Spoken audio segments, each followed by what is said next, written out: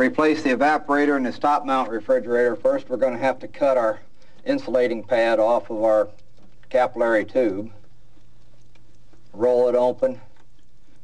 Get this out of your way. Remove your limit thermostat from your suction line. You can usually bring it up here and just tuck it in out of your way. Unplug your defrost heater on the other side. At this point, we'll go ahead and score our cap tube all the way around and break it off, and we'll go ahead and cut our suction line just above the existing weld.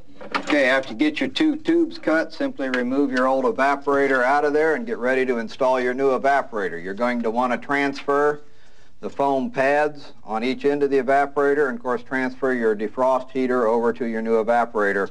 It's much easier to do it while it's out than it is after you get it back into place. You'll get a new heat shield pad with your new evaporator. Cut yourself a small hole. You'll want to offset it a little bit off the center.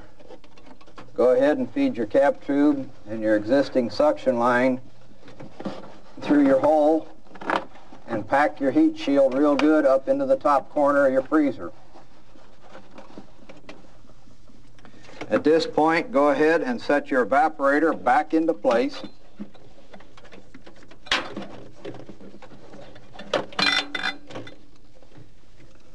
Bring your cap tube over. Clean your tubing real good and route it down into your new evaporator.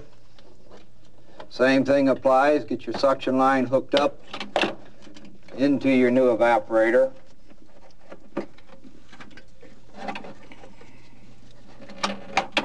At this point, we're ready to go ahead and weld our cap tube and suction line back into our new evaporator.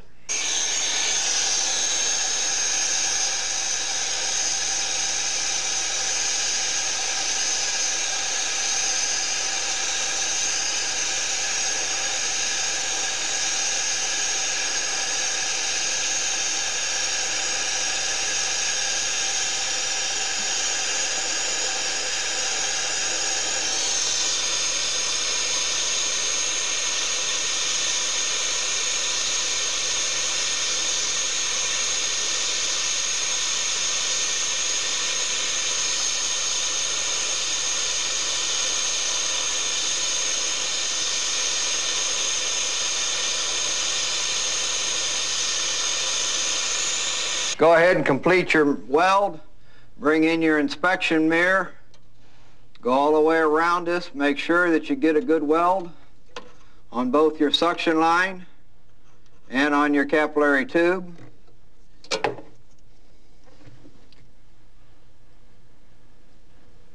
Once you're satisfied that you got plenty of rod flowed into it, you can go ahead and remove the heat shield.